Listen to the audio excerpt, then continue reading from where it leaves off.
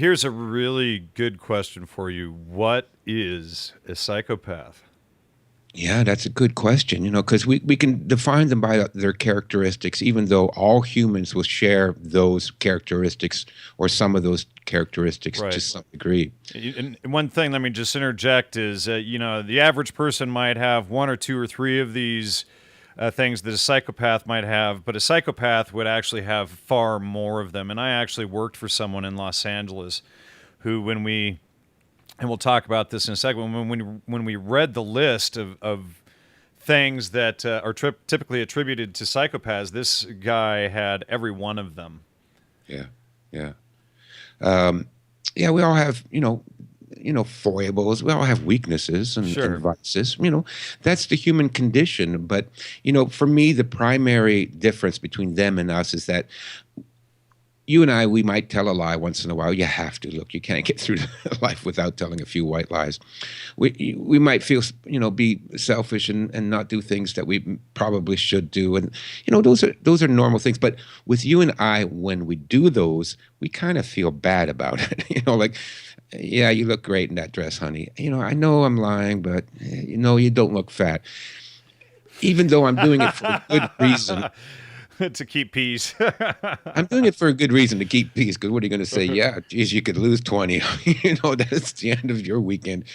But to keep peace, yeah. But even still, there's a part of me inside that goes, no, geez, like I don't like to have to lie to do that. With a psychopath, they have no conscience. So that's the chief fundamental difference between them and us. They don't have the conscience, so they can lie and cheat and murder and steal and molest children and rob the entire world blind. It doesn't matter to them. They don't feel bad about that.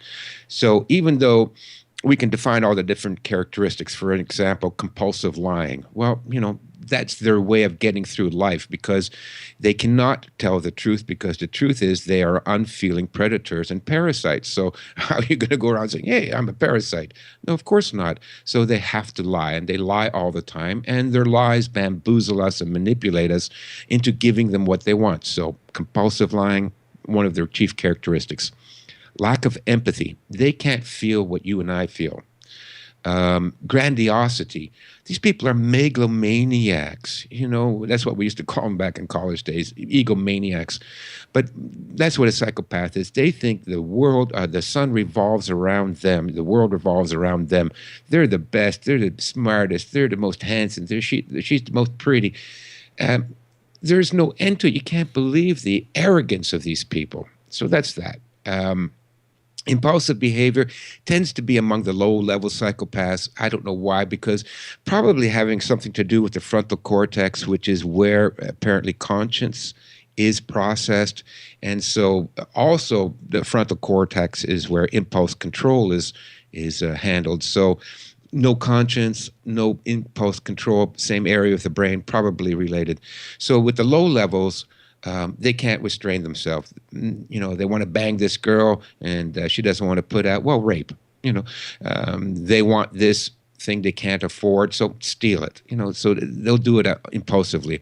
The higher level guys, they've been taught through their probably their families and the education system to hold back a little bit, but even still they can't resist. Look at Bill Clinton. He banged everything that moved in the White House there.